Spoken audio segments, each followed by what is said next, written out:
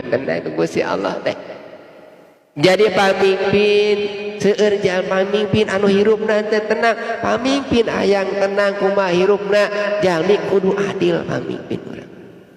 Seueur pamimpin anu hirupna teh tenang seueur. Tapi aya pamimpin hirupna tenang. Nyaah ka rakyatna, nyaah ka ulama, nyaah ka kiai, nyaah ka fakir miskin diperhatoskeun fasilitas-fasilitas umum teh demi keadilan. Ta pamimpin nu kitu ngurus masyarakatna eta jalmi pamimpin bakal hirupna tenang. Keun bae urang loba nu ngomongkeun oge nu penting masyarakat hirupna tenang. Ta eta pamimpin dibere tenang ku Gusti Allah teh. Seueur jalmi anu dipasihan harta jelema seueur teu tenang muga hartana. Nabeut teu tenang dabongan hartana teu diinfakkeun dina jalan Allah.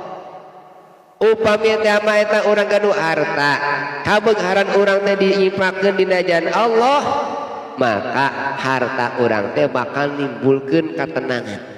Gitu.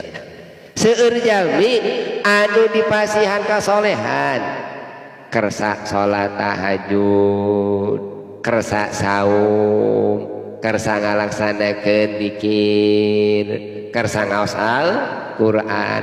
Anu teu tenang seueur keneh. Nu kitu oge.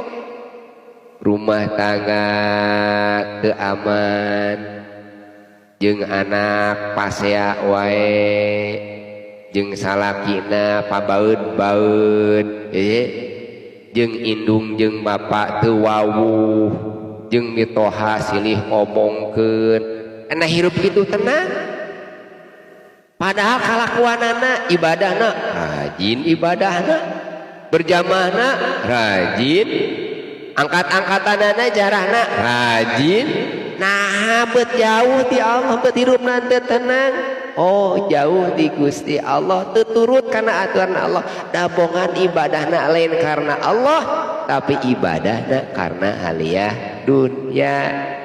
Kitu punten. Tingali orang teh katantangan hirup teh di dinya. Jalmi nu hirupna berkah mah ku Allah bakal diberi hirupna tenang. Sok sanajan hirupna teh koreh-koreh, sok tenang hirupna teh. Nu miskin hirupna tenang, dabongan naon diberi katenangan. Yang nu miskin mah diberi sabar tinggal Allah. Dipasan kasabaran daek